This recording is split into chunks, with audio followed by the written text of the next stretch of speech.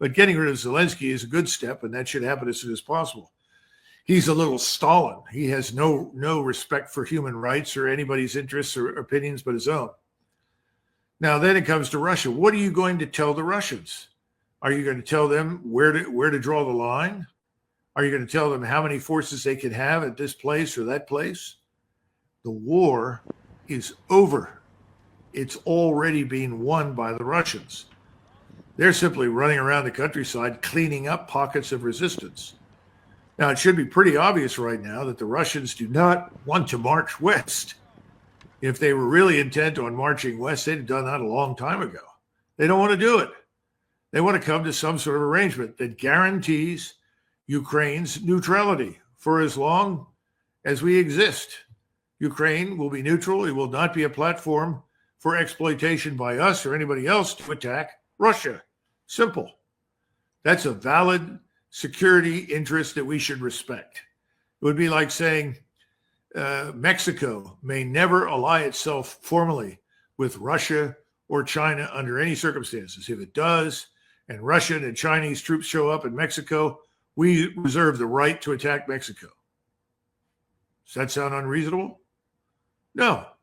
So my point is, instead of dictating to the Russians who've already won this military engagement and telling them how it's going to be, you've really got to sit down and listen to them. What if the war in Ukraine is already over? What if the reality is that Russia has already secured victory and the West has been ignoring the signs? Douglas Macgregor's perspective is stark. He argues that Ukraine's leadership is failing its people and the situation on the ground is already shifting in Russia's favor. He suggests the war is essentially over, with Russian forces simply mopping up pockets of resistance. Macgregor emphasizes that Russia's primary goal is to ensure Ukraine's neutrality, and the West needs to acknowledge that reality instead of continuing to provoke escalation. In the midst of the ongoing conflict, recent statements and actions by Ukrainian President Volodymyr Zelensky have sparked significant debate. In a CNN interview, Zelensky made an unprecedented and bold declaration about Ukraine's defense needs, which has caught the attention of the global community. This shift in rhetoric not only reflects the desperation felt by Ukraine in the face of continued Russian aggression, but also highlights the complex dynamics surrounding the country's aspirations and the international response to its plea for security. In this section, we'll delve into Zelensky's remarks about seeking nuclear weapons and missiles as a form of defense, and we'll explore the immediate aftermath, including reactions from Russia and the ongoing military developments on the ground in Ukraine. President Zelensky's demand for nuclear weapons is a dramatic escalation in his rhetoric, signaling Ukraine's dire situation and its growing frustration with the international community's hesitance to grant it NATO membership. In his interview with CNN, Zelensky expressed that Ukraine needs nuclear weapons and missiles in quantities that would enable it to protect itself from Russia. He specifically framed this request as a compensation for Ukraine's exclusion from NATO, a strategic alliance that he believes should be Ukraine's rightful place. "Give us nuclear weapons and missiles in such quantities that we can stop Russia," Zelensky stated. His words underline the severity of Ukraine's position, where, according to him, the country is left to defend itself without the full support of NATO, which remains an essential but elusive goal for the country. Zelensky's logic in seeking nuclear weapons is rooted in the notion that if Ukraine is not accepted into NATO, which is a powerful deterrent against Russian aggression, it should at least have the means to defend itself in a manner that would prevent further territorial encroachment by Russia. The president argued that Russia's invasion of Ukraine was partly motivated by the Kremlin's desire to prevent Ukraine from joining the alliance, further justifying his call for nuclear capabilities as a form of self-defense. This view is not entirely without merit, given Russia's continued military actions aimed at destabilizing Ukraine and halting its integration into Western institutions. However, the implications of Zelensky's request are far-reaching, raising questions about nuclear proliferation, international norms, and the balance of power in the region. On the other hand, Russia's response to Zelensky's request was swift and sharp.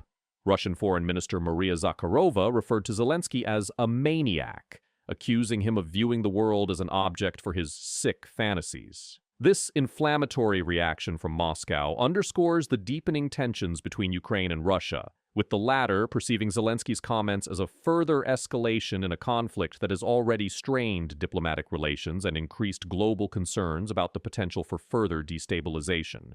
The Russian government's condemnation of Zelensky's remarks was accompanied by statements denouncing Ukraine's rhetoric as reckless and dangerous. In particular, the Kremlin sees the notion of nuclear weapons in Ukraine as a threat to regional stability, not only within Ukraine's borders, but also in the broader European context.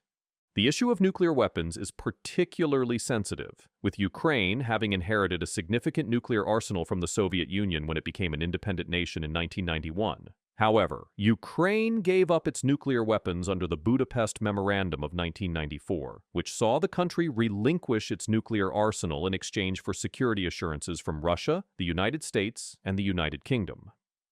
These assurances, however, have been rendered meaningless in the wake of Russia's invasion of Crimea in 2014 and its ongoing military aggression in the Donbass region. Ukraine's decision to surrender its nuclear weapons, which many now view as a miscalculation, has led to calls for reconsideration of its nuclear status as a deterrent against further Russian advances. The timing of Zelensky's statements coincides with significant military developments on the ground in Ukraine. Over the past few days, Russia has launched a series of Iskander missile strikes targeting key Ukrainian positions, particularly in the Sumy region. These attacks have been highly effective, resulting in substantial Ukrainian casualties and significant destruction of military assets. The Russian Ministry of Defense released a series of videos showing the destruction of Ukrainian military concentrations, which included soldiers, vehicles, and infrastructure. These strikes are part of a broader Russian strategy to weaken Ukrainian defenses and make any potential Ukrainian counteroffensive more difficult to carry out. One of the key incidents took place on February 2nd, when Russian forces targeted a Ukrainian military deployment point south of the city of Sumy. Using Iskander missiles, the Russians destroyed a concentration of Ukrainian forces, causing significant losses. The Russian Ministry of Defense did not immediately release casualty figures, but the destruction was extensive. 2 days later, on February 4th, another Iskander missile strike targeted the 36th Marine Brigade of the Ukrainian Armed Forces in the vicinity of PKA. The attack resulted in the destruction of several Ukrainian vehicles and the loss of hundreds of soldiers. Russian sources claimed that this attack was particularly devastating, with the Ukrainian forces suffering significant losses in both personnel and equipment. On February 5th, Russia conducted yet another Iskander missile strike in the same general area.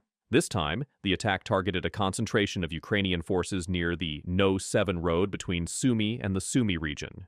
The videos released by Russian sources show the total destruction of the Ukrainian military positions, indicating that the Ukrainian forces in this area were completely caught off guard.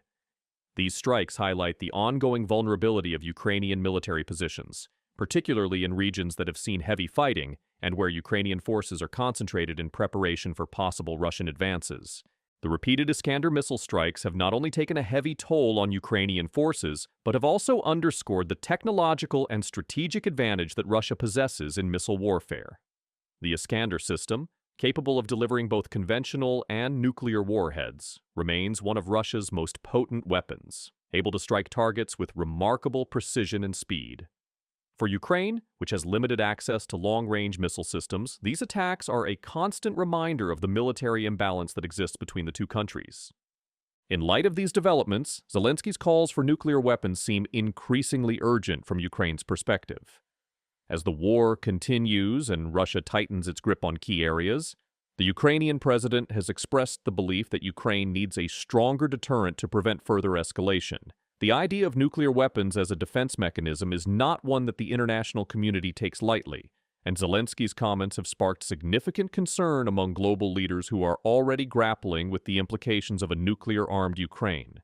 However, for Zelensky and many Ukrainians, this may appear as the only way to ensure their country's survival in the face of an aggressive neighbor with seemingly endless military resources at its disposal. As the conflict rages on, the situation on the ground remains fluid. While the Ukrainian armed forces continue to demonstrate resilience in the face of Russian aggression, the loss of key military positions in places like Sumy and the continuing missile strikes show the difficult reality of defending against a superior enemy. With Western support, both in the form of military aid and diplomatic backing, still critical to Ukraine's defense, the question remains whether Zelensky's calls for nuclear weapons will gain traction or whether they will further isolate Ukraine on the world stage. The situation in Ukraine is growing increasingly complex. Zelensky's public plea for nuclear weapons is a dramatic shift in the country's defense strategy, one that underscores the severity of the ongoing conflict and the sense of urgency that the Ukrainian government feels in defending its sovereignty. As the international community grapples with the implications of such a request, Russia's missile strikes continue to devastate Ukrainian forces, leaving little doubt about the challenges ahead. The coming days and weeks will likely determine the trajectory of the war and whether Ukraine will ever receive the support it has been asking for, or whether it will continue to fight on with whatever means it can muster, including the controversial notion of nuclear weapons. If you found this update on the conflict in Ukraine insightful, don't forget to like, share, and subscribe for more in-depth analysis and real-time updates. Your support helps us continue providing valuable content. Stay tuned for more as the situation evolves, and let us know your thoughts in the comments below.